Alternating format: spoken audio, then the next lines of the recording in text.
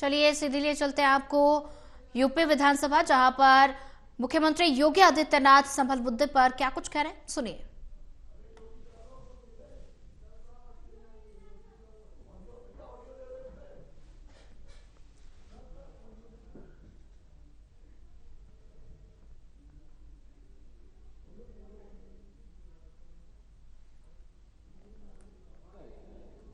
एक लंबा सिलसिला है इस संभल का, और अगर मैं संभल की जब चर्चा करता हूं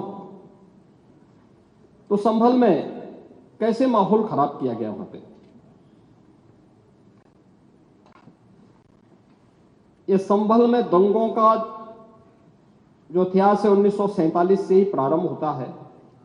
1947 में एक मौत होती है, 1948 में 6 लोग मारे जाते हैं, 1958 में भी दंगा होता है, 1962 में भी दंगा होता है, 1976 में भी 5 लोगों की मौत वहां पर हुई थी, और 1978 में 184 हिंदुओं को सामूहिक रूप से जला दिया गया था। 184 हिंदुओं को हत्या हुई थी, हिंदुओं की हत्या हुई थी और जलाया भी गया था, और 184 हिंदू मारे गए थे वहां। 184। मैं वही तो कह रहा हूं ना, आप उस सच को स्वीकार नहीं करेंगे, आप उस सच्चाई को स्वीकार नहीं करेंगे, और लगातार कई महीनों तक वहां कर्फ्यू था। 1980 में फिर दंगा हुआ था, एक मृत्यु हुई। 1982 में फिर दंगा हुआ, एक मृत्यु हुई। 1986 में 4 लोग मारे गए, और 1990 फिर 1992 में 5 मौतें हुई, 1996 में 2 मौतें हुई। ये लगातार इस सिलसिला चलता रहा 1947 से लेकर के अब तक। 209 हिंदुओं की निर्मम हत्या वहां हुई है संभल के अंदर, 209 हिंदुओं की, और एक भी बार किसी ने उन निर्दोष हिंदुओं के लिए कभी 2 शब्द नहीं कहे, उनके प्रति, उन परिवारों के प्रति संवेदना के शब्द नहीं कहे। महोदय, जो आज घड़ियाली आंसू बहा रहे हैं, ये लोग कभी भी उन निर्दोष हिंदुओं के बारे में कभी 2 शब्द नहीं कहे। वहां पर 1978 में जो दंगा हुआ था, महोदय, किस प्रकार की स्थिति थी। एक वैश्य जिसने सबको उधार दे रखा था पैसा, और उस बात को मानता था कि साहब मैं तो सबको पैसा देता हूं, मेरे यहां तो सब व्यवसाय के साथ जुड़े हुए हैं। अगल बगल के हिंदू दंगा होने के बाद उनके घर में इकट्ठे होते हैं। इकट्ठा होने के बाद उनको घेर लिया जाता है। घेरने के बाद वो बोलते हैं, भाई आप हमें क्यों घेर रहे हैं? कहा जाता नहीं, क्योंकि तुम इन हाथों से पैसा मांगोगे, इसलिए उनके हाथ काटे जाते हैं, फिर उनके पैर काटे जाते हैं, और फिर उनका गला रेंत करके हत्या होती है। ये लोग सौहार्द की बात करते हैं, शर्म नहीं आती इन लोगों को सौहार्द के बारे में चर्चा करने में। 1978 से जो मंदिर आज निकल रहा है, 1978 से इन लोगों ने कभी खोलने नहीं दिया उस मंदिर को, जो आज बजरंगबली का मंदिर निकल रहा है, जो वहां पर आज 22 कुएं किसने बंद किए थे? इन 22 कुओं को भी वहां पे बंद किया गया, और वहां का माहौल इतना तनावपूर्ण किसने बनाया था? ये पत्थरबाज कौन थे? एक भी गिरफ्तारी बिना साक्ष्य के नहीं हो रही है। और याद रखना, जिसने पत्थरबाजी की होगी, जिसने माहौल खराब किया होगा, उसमें एक भी बचने वाला भी नहीं है, एक भी नहीं बचेगा। हम माननीय उच्चतम न्यायालय के आदेश का पालन करते हैं, सम्मान भी करते हैं। और क्या संविधान को आप मान रहे हैं? क्या आप लोग संविधान के प्रति सचमुच वचनबद्ध हैं? मैं तो धन्यवाद दूंगा माननीय अध्यक्ष जी को इस बात के लिए कि आज उन्होंने संविधान की मूल प्रति यहां पर दी। बाबा साहब भीमराव अंबेडकर जी ने 26 नवंबर 2049 को जिस संविधान को बनाकर के देश को सौंपा था, उस मूल संविधान की प्रस्तावना को एक बार पढ़िए। मौलिक कर्तव्यों के बारे में, मौलिक अधिकारों के अध्याय के चित्र को देखिए। अलग अलग उन आर्टिकल के उस पृष्ठों का अवलोकन करिए, आपको उसमें राम भी नजर आएंगे, कृष्ण भी नजर आएंगे। लंका दहन के उपरांत बजरंगबली भी नजर आएंगे, ज्ञान का उपदेश देने वाले बुद्ध भी नजर आएंगे। भारत की समृद्ध परंपरा का दर्शन आपको उस संविधान में मिलेगा जो बाबा साहब भीमराव अंबेडकर ने दिया था। लेकिन उस मूल संविधान में कहीं भी धर्मनिरपेक्ष या पंथ निरपेक्ष या फिर समाजवाद शब्द नहीं है, और ये आप सबकी आंखों को खोलने वाला होना चाहिए।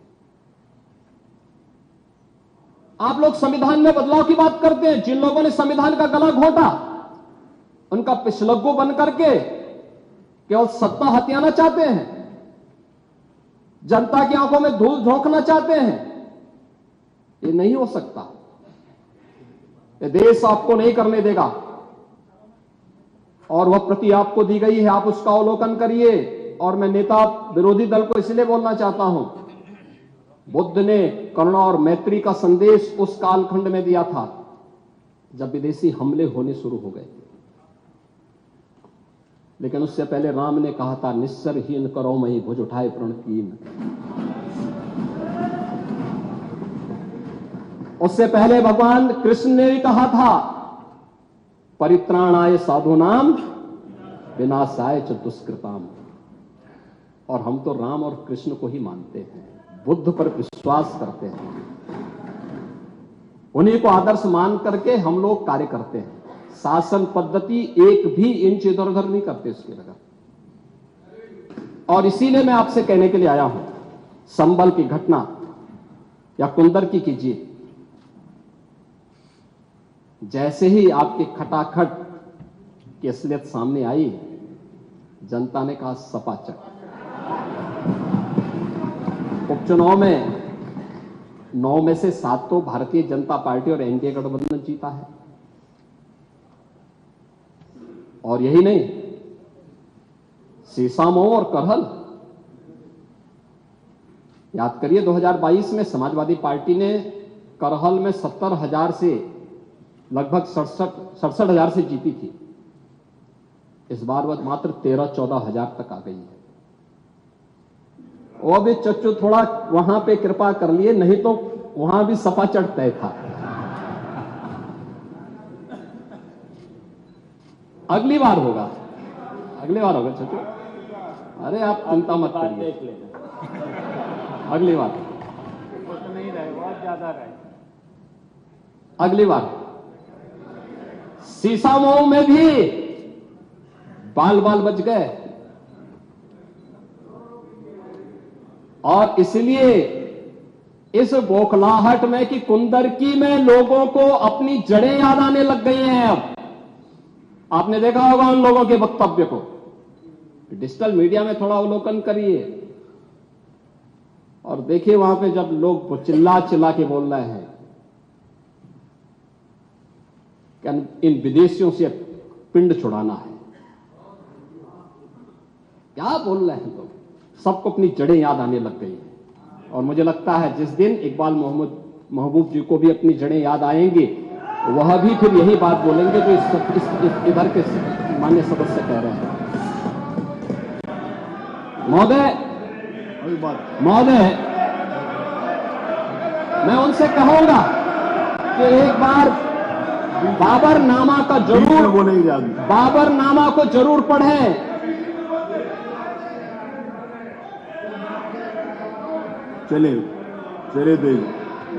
चलिए वो जो बात कही बाबरनामा को जरूर एक बार पढ़ें आप। मंत्री जी बोले आप प्लीज बैठ। चलो आप दे देना जब अवसर हो। बाबरनामा को एक बार पढ़ें। आप बैठिए। महोदय, संभल की घटना के साथ ही मैं प्रदेश के अंदर अलग अलग समय में जो दंगे अलग अलग समय में हुए हैं। 1972 में आगरा में दंगा हुआ, 19 लोग मरे थे। आजमगढ़ में 1972 में दंगा हुआ, 3 लोग मरे थे।